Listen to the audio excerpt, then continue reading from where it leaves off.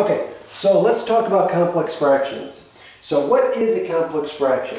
A complex fraction is just a fraction where the numerator and the denominator both contain fractions in them. Okay?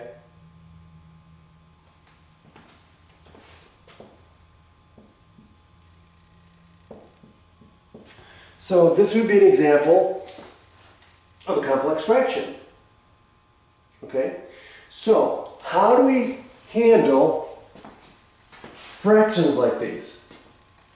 Well, the first step is we want to get the bottom into a common denominator, right? So we want one fraction divided by another fraction.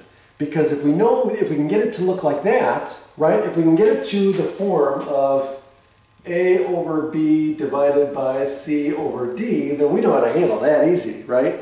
It's right back to the previous sections on multiplying and dividing fractions. Okay, so how do we do that? Well, the first thing is we need to get a common denominator here. So, how do we do that? Well, we realize that 1 can be written as any number over itself. So we can write this as 4 over 4, 5 over 5, A over A, B over B. Well, in this case, we want it to be X over X, because then we get a common denominator. So we're going to rewrite this as 2 over X divided by X over X minus 4 over X, right? And all we're doing is just writing this in a sense 1 over 1, and then we're just multiplying the top and the bottom by X. If you want to look at it that way too, you can. Okay? So now what we're going to do is now we're going to combine these, and we get 2 over X divided by X minus 4 over X, right?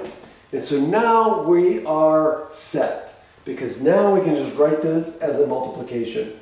So we can write this as 2 over X times the reciprocal of the bottom, which is X over X minus 4. And now we can multiply across the top and the bottom, and we get 2x over x times x minus 4. And then, of course, we can cancel common factors on the top and the bottom. So this and this goes away. The x's cancel. And our final answer we get is 2 over x minus 4. And we're done. It's that easy. It's all you have to do.